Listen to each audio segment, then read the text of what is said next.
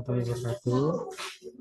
Izin, kami akan mempresentasikan dengan judul promosi es teh di Indonesia. Kami di sini beranggotakan 5 orang dari kelompok 2. Saya sendiri dengan nama Desandi Maulana Nurgidiansa. Kedua ada Denny Dian Setiawan. Ketiga ada Rizky Apriyadi. Keempat ada Melatia Nika Anggraini. Kelima Apina Trisnawati. Baik, di sini akan saya memulai dengan definisi dan popularitas es teh di Indonesia. Di Indonesia, es teh sangat populer sebagai minuman penyegar di iklim tropis yang sangat panas. Selain harganya terjangkau, es teh mudah ditemukan di berbagai tempat, mulai dari rumah makan sederhana hingga restoran besar. Rasa yang cocok dengan banyak selera, serta variasi inovatif seperti es teh lemon dan es teh susu, semakin meningkatkan daya tariknya di semua kalangan masyarakat. Selanjutnya ada target pasar es teh di Indonesia. Es teh menargetkan pasar yang luas di Indonesia, mulai dari anak-anak hingga orang dewasa. Konsumen utamanya adalah kalangan menengah ke bawah yang mencari minuman segar dan terjangkau. Es teh populer di semua segmen sosial, baik sebagai minuman sehari-hari di rumah dan warung maupun di kafe dengan inovasi rasa. Prefer, prefer, Preferensi konsumen yang menyukai minuman manis dan segar membuat es teh tetap menjadi pilihan utama dalam berbagai situasi dan acara. Selanjutnya ada strategi promosi es teh di Indonesia.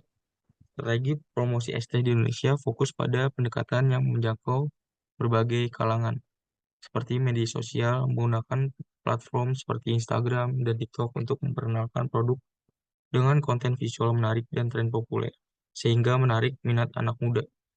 Selanjutnya ada kemitraan dengan gerai makanan, menyediakan es teh di berbagai warung, restoran, dan kafe untuk memperluas jangkauan pasar dan meningkatkan visibilitas produk. Selanjutnya ada diskon dan bundling, menawarkan paket hemat atau diskon khusus pada hari tertentu atau untuk pembelian dalam jumlah besar guna menarik konsumen yang mencari nilai lebih.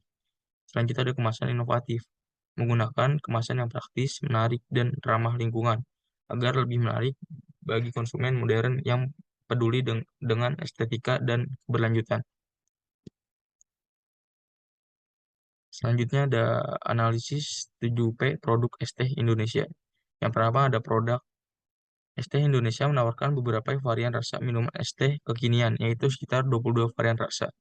Produk ini dapat diinovasikan dengan berbagai jenis topping sesuai kebutuhan konsumen. Yang selanjutnya ada price, harga produk es teh Indonesia sangatlah terjangkau dan berdaya atau bernilai guna. Harga yang bervariasi tergantung produk rata-rata. Selanjutnya ada price, tempat berjualan es teh Indonesia sudah banyak tersebar di mana-mana, khususnya Jabodetabek. Selanjutnya ada promotion, strategi promosi es teh Indonesia seperti memanfaatkan media sosial secara optimal, membuka stand di mall dan acara pameran. Selanjutnya ada people, SDM yang berkualitas di es teh Indonesia mudah didapatkan atau mudah dicari dengan pelayanan penjualan yang baik, serta mengedukasikan penjualan ke konsumen.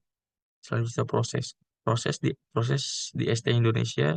Dengan seiringnya waktu berjalan, es teh Indonesia banyak digemari oleh semua kalangan, mulai dari anak kecil hingga dewasa, karena rasa yang enak, harga yang bersahabat, inovasi varian produk, serta sesuai dengan tren yang ada. Selanjutnya physical evidence, bukti fisik produk es teh Indonesia dengan menggunakan kemasan produk yang baik, bahan pendukung produk daur ulang yang kuat dan kekinian. Selanjutnya ada analisis biaya es teh Indonesia. Analisis biaya es teh membantu memahami komponen biaya yang terlibat dalam pembuatan dan penjualan es teh, seperti biaya bahan baku, kemasan, tenaga kerja, dan operasional lainnya. Berikut adalah kategori biaya utama. Yang pertama ada biaya tetap atau fixed cost, biaya yang tidak berubah terlepas dari volume produksi, seperti sewa tempat, peralatan, dan promosi awal. Yang kedua, biaya variabel atau variable cost. Biaya merubah berdasarkan jumlah es teh yang diproduksi, seperti bahan baku atau teh, gula, es, batu, dan kemasan. Oke, selanjutnya yaitu analisis SWOT.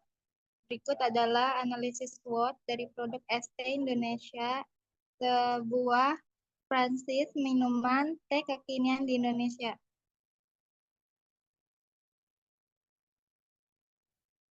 Yaitu terakhir atau kekuatan yang pertama, brand Anwar ST Indonesia sudah dikenal luas di masyarakat sebagai salah satu merek teh kekinian.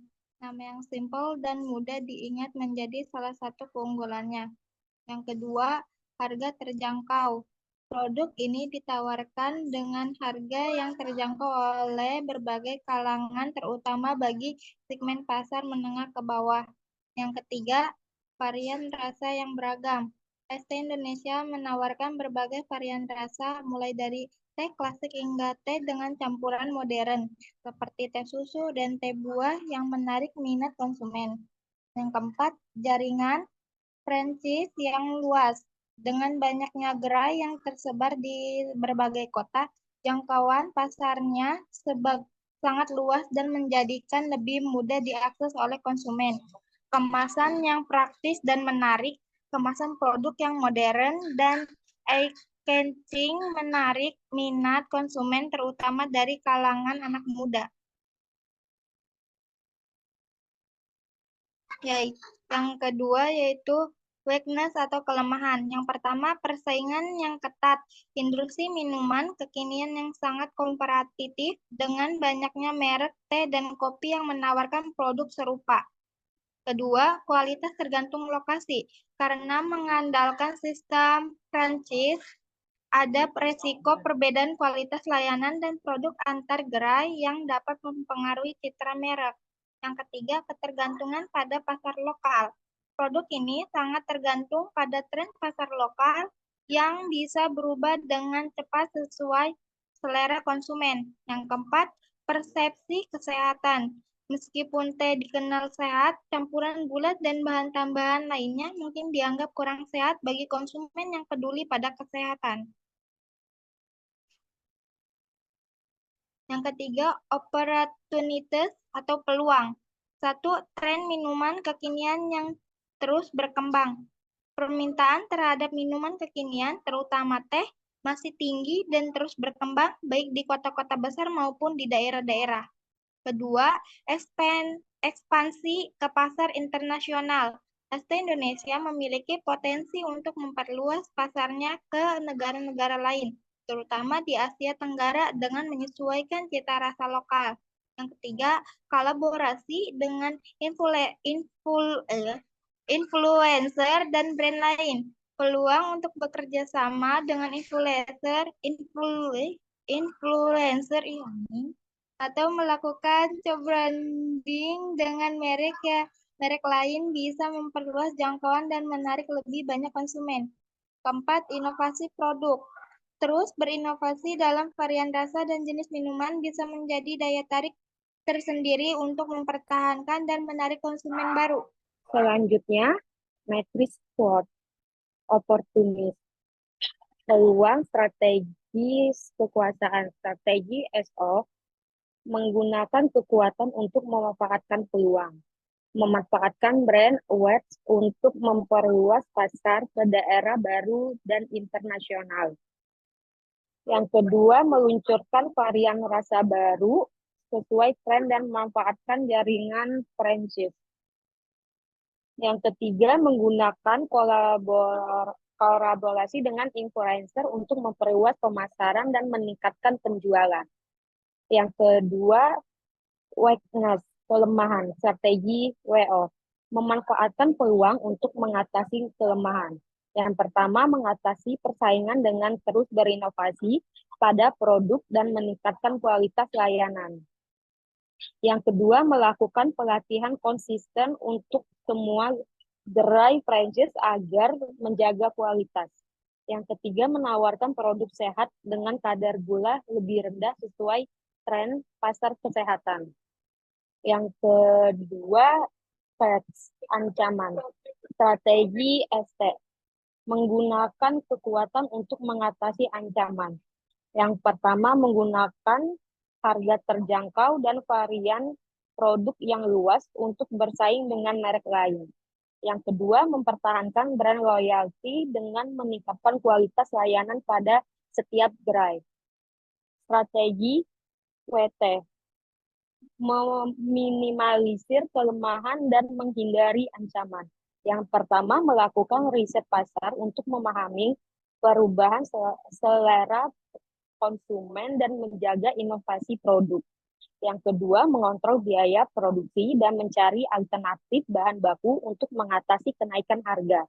Yang ketiga, menerapkan standar kesehatan yang sesuai dengan regulasi pemerintah.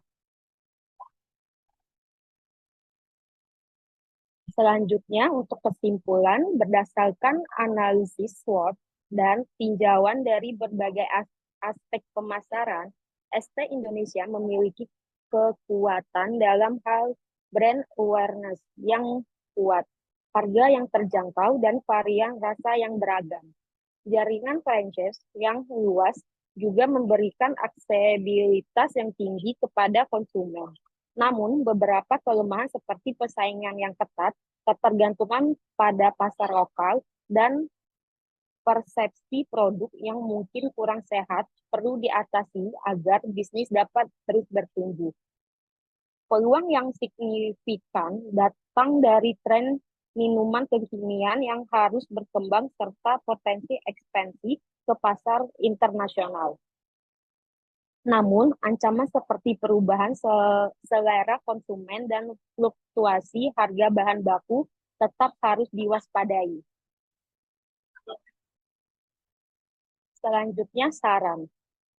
ST Indonesia harus terus berinovasi dalam menciptakan varian rasa baru dan menjaga relevansi dengan tren minuman yang berkembang. Diversi seperti memperkenalkan varian rendah gula atau minuman sehat lainnya.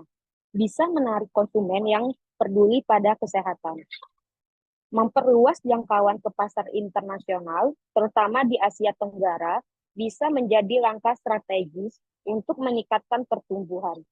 Menyesuaikan rasa sesuai dengan preferensi pasar lokal di negara tujuan akan membantu adaptasi. Melakukan pelatihan yang konsisten untuk mitra franchise agar kualitas produk dan layanan tetap seragam di setiap cabang. Hal ini penting untuk menjaga citra merek dan meningkatkan kepuasan pelanggan. Terus memanfaatkan media sosial dan bekerja sama dengan influencer lokal maupun internasional akan membantu meningkatkan kesadaran merek serta menarik lebih banyak konsumen, terutama dari kalangan muda. Mengantisipasi kenaikan harga bahan baku dengan mencari alternatif bahan atau memasukkan strategi efisiensi produk. Langkah ini dapat membantu mengontrol harga jual sebagai tetap kompetitif di pasaran. Sekian presentasi dari kelompok kami. Lebih dan kurang